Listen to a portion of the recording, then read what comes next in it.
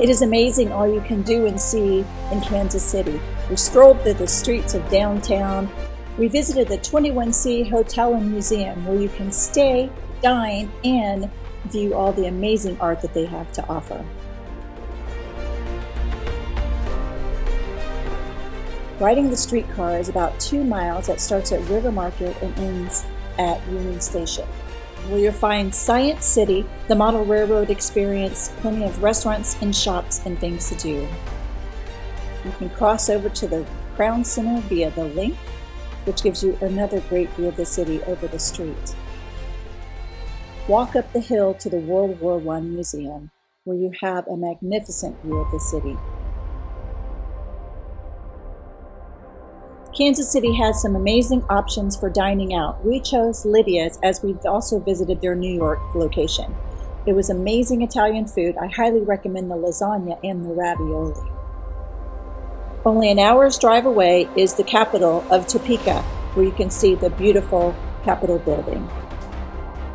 On our way back into the city, we stopped at the famous Gates for Kansas City barbecue.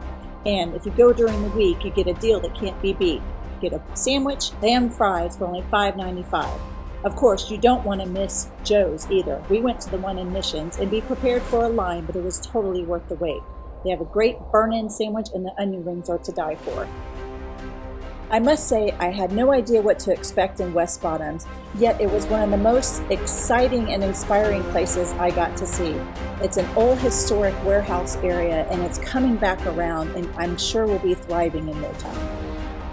Nearby is the Country Club Plaza area known as the Plaza, with upscale shopping and dining and a beautiful view along the river.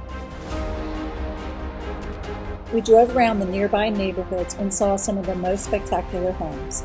We definitely think it's worth exploring.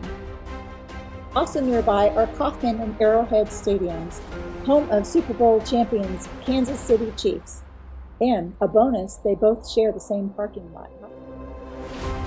The City Market at the historic River Market is a great place with lots of restaurants. We ate at the City Diner at Burgers. We ate at Minsky's and had the pizza. And we strolled through the International Market, where you'll find lots of produce, spices, food from various parts around the world, coffee, an Italian market, all amazing places to choose whether to eat or to shop.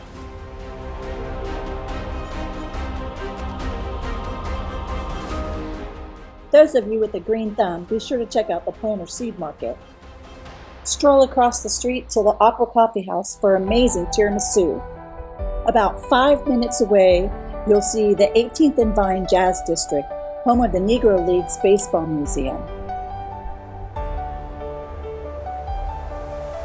Just around the corner, the Power and Light District.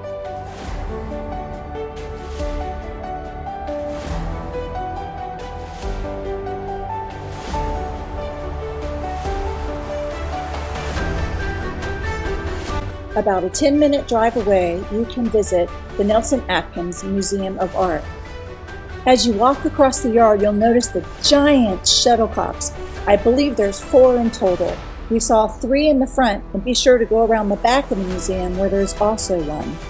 We also learned that the museum is closed on Tuesday. Fortunately for the yard sculptures, we had something to look at. However, be sure that you go on any other day. And by the way, the museum is free.